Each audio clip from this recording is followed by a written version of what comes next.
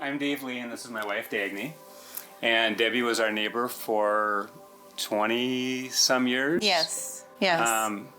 Before moving away about 15 years ago. Yes.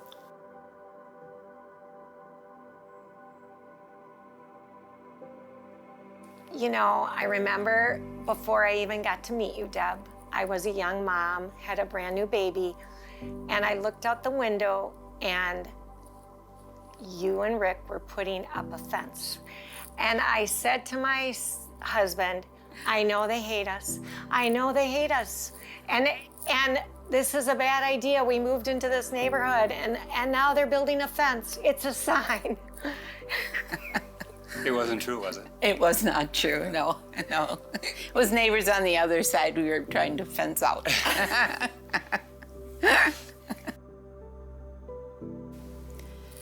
I think it was, we just did a lot of conversations across the fence. Yeah. And I did all the yard work, and Dave was doing all his yard work, and we became great friends. Yeah. Outside They think a lot more alike. Yes. Help her put the snowblower onto the tractor and Yes. those little kind of things. Exactly. Yeah. So we were just they were there for us, and Rick and I were there for them and their boys. Yeah. Definitely. Rick was an incredibly outgoing, friendly person, and he loved to tootle around in his wheelchair. And so we, introduced ourselves to the Lee family. And they were super friendly. The story I was telling myself was not a true story. So we just became the best of friends, and we just did so many things together.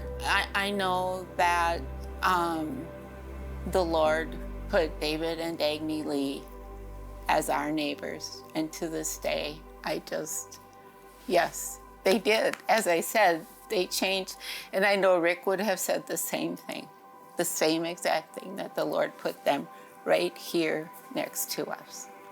Well, if we would have stopped and assumed that Debbie would hate us and Rick too, we would have missed the blessing of having a lifelong friendship. And so if you have neighbors that are hard to love, just give them time and listen to their stories, because you never know what you could be missing. And I just feel so honored that you and Rick got to be part of our story, and all of our kids.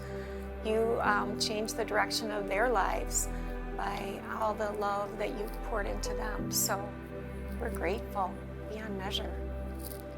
I've moved several times since leaving Woodbury, and you just really need to step out of your comfort zone and reach out to your neighbors, whether it's a smile or a hello or a good morning, whatever it may be. I live in a place where there's a lot of young couples, and sometimes I'll say good morning and they'll look at me like, but it is, it's you have to step out of your comfort zone and reach out to others and see where it goes. So when Rick passed, Debbie asked Ryan to do the eulogy at the funeral. Ryan's our oldest son, who was riding around with Rick at 3 years old. So I think that demonstrated how neighbors grow together. Yes.